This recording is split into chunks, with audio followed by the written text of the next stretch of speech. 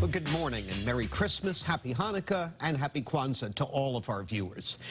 Well, our guest this morning is a former governor of Massachusetts who once emerged from his office after the House had voted down a bill he supported. And he said, quote, "You can lead the House to order, but you can't make it think," end quote. Let that percolate while I introduce our guest, now a candidate for the Republican nomination for president, former Governor Bill Weld. Governor, Thank you, welcome. Mr. Keller, always a pleasure. I was there. I saw it. I heard it. I laughed. One of my best. Haven't laughed at anything on my beat since, but I enjoyed it. It was a good one.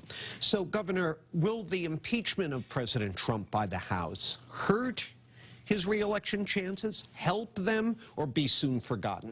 No, I think it's going to hurt them as it sinks in. You know, you used the word percolate. It takes time for things to register, and sometimes it's the sober second thought of the community that really makes a decision based on something. And, you know, do I think the president's going to be reelected in 2020 under any circumstances? No, I don't. Why not? And why not? Because there are more good people in the United States, more thoughtful people, than there are bad people. And I consider the president to be on the bad person's side of the ledger just because of his generally mean-spirited approach to life. How about his supporters? Are they bad people? No, they're not. They're not. I actually find it very easy to see why he won in 2016. He was refreshing. I can remember jumping up during one of the Republican debates when there were still 12 or 15 people on the stage saying, wait a minute, Trump got that one right. That's 3 in a row. That's 3 in a row. And, you know, he knows what he thinks.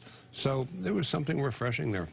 But not anymore. Well, I think it's turned splenetic, not so much refreshing. And the mean-spiritedness just goes on and on and on. And I don't know whether it comes from a form of insecurity, a need to lash out, or whatever it is. But it has no place in the Oval Office. And that's what I'm thinking about when I say there are more good people than bad people in the United States. More nice people than not nice people. Well, I'm looking at the New Hampshire polling in the Republican primary, and the results range from Trump winning as much as 88% to as little as 71% of the Republican primary vote. That's a landslide either way.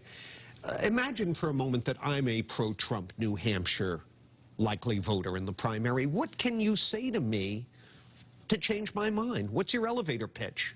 Well, I would say that we got to stop having these trillion-dollar deficits, and we got to do something about climate change, or all the snow is going to melt from the White Mountains. It's bad enough we lost the old man in the mountains in New Hampshire, but what about when the White Mountains aren't white anymore? And what about clean air and clean water? And just the stuff that's not being addressed.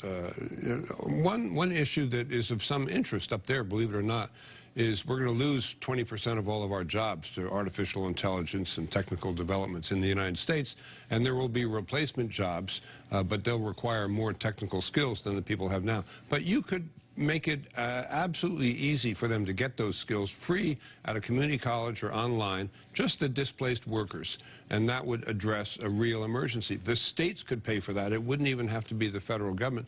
No one in Washington is even thinking about that. Those are Trump voters. All right, on that note, let's take our break. And when we return, we'll talk more with Republican presidential candidate William Weld, former governor of Massachusetts. So please stay with us.